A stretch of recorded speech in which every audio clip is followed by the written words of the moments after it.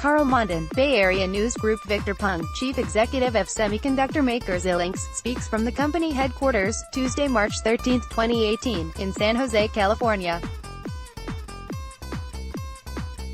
For Victor Peng, becoming CEO at programmable logic chip maker Xilinx may have come with a few benefits, but a better parking space wasn't included. "We don't do that around here," laughed Peng during a meeting in his office at Xilinx's San Jose headquarters. "That's not something I would want to instill, either." Peng is fairly new to the CEO chair, having taken on his job at Xilinx in late January. That doesn't mean he was unfamiliar with what Xilinx does, as he joined the company in 2008, and served a stint as chief operating officer before taking over from former Xilinx CEO Moshe Gavrilov under a company succession plan. Peng faced Wall Street analysts recently, and laid out plans for Xilinx to boost its spending this year by 10%, and put more emphasis on artificial intelligence technologies. Prior to that meeting, he talked about matters such as where Xilinx sees its future growth opportunities and where consumers might encounter the company's products. His comments have been edited for length and clarity. Xilinx has been known in the semiconductor market for a long time for its programmable logic products. How would you describe what that, and Xilinx is, for the average person who might not be up on everything in the chip sector? A. People are more familiar with semiconductors like CPUs, central processing units, or, now, GPUs, graphic processor units that are popular in gaming. Those products are fixed and can't be modified. A programmable logic device, which is a form that Xilinx invented, is a semiconductor device that, at the hardware level, at the lowest level, can be modified. And since you can modify it, there's a lot of flexibility that goes well beyond what other devices can do. And because of that, our products are in an incredible amount of other products and applications. If you use the internet, it's highly likely that what you are doing is going to be routed through some communications infrastructure that uses our technology.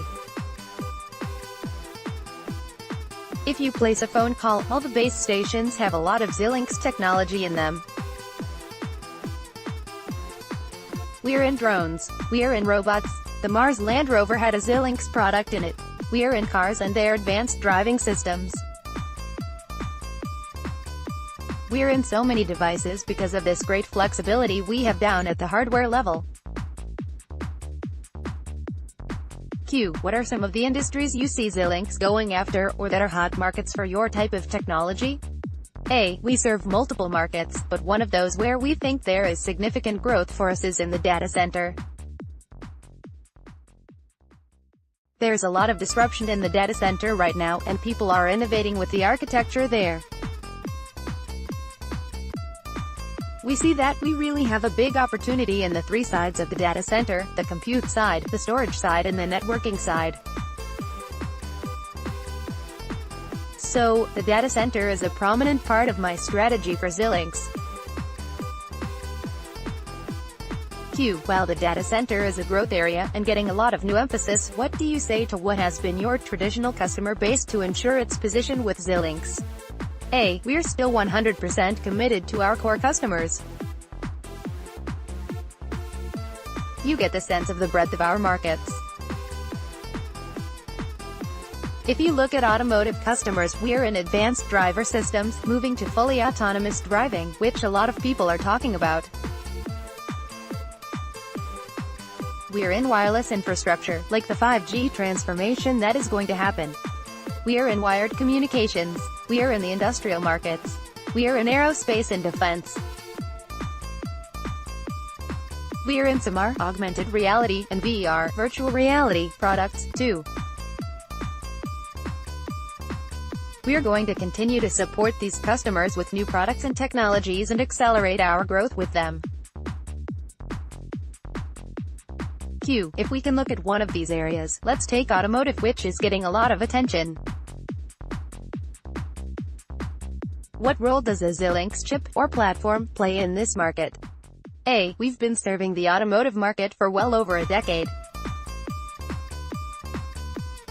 What we used to do is what's called infotainment, things used for entertainment, but also information systems.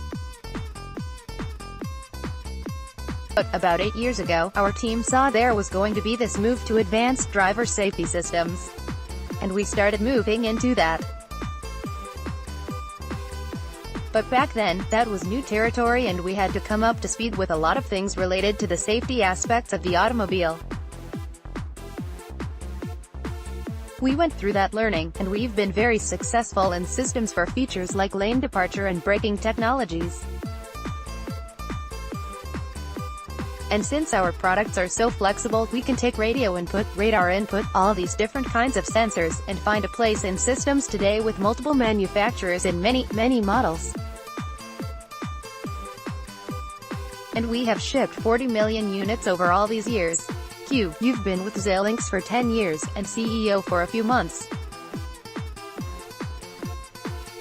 From a professional standpoint, what was it like to transition to being CEO after being with Xilinx for a decade? A. We did go through a transition period where I was the Q before becoming CEO. I had a period where I was responsible for everything I had originally, which is product development, the research and development, product planning. But then I picked up all of sales, most of the operations, and the marketing. The good news is that I got another level of understanding, which turbo boosted me on understanding all the key functions we have here. Once I went through that, I felt quite well prepared and it's been very satisfying. Peng profile, age, 58. Education, Bachelor of Science degree in Electrical Engineering from Rensselaer Polytechnic Institute, and a Master of Engineering degree in Electrical Engineering from Cornell University. Hometown, place of birth, born in Taipei, grew up in Queens, New York. Current residence, Menlo Park. Family, wife, Debbie. 3 daughters, Rebecca, Heather, and Sarah. 5 things about Victor Peng. He enjoys a range of music going from classical to rock. The first marathon he ran was the Boston Marathon in 1983. He hiked to the top of Mount Kilimanjaro, 19,341 feet, with his brother. He ran a 100-mile ultra-marathon the year he started at Xilinx in 2008 when he was 48 years old. His favorite concert was seeing Pink Floyd perform The Dark Side of the Moon, and his favorite opera is La Traviata. You might also like how savvy parents help their kids grow. Abbott Family Gear this week, a Lego Bugatti Chiron supercar. A. Hardware Zone. Here's what these 5 Singapore-based startups are. Hardware Zone: unlimited data calls,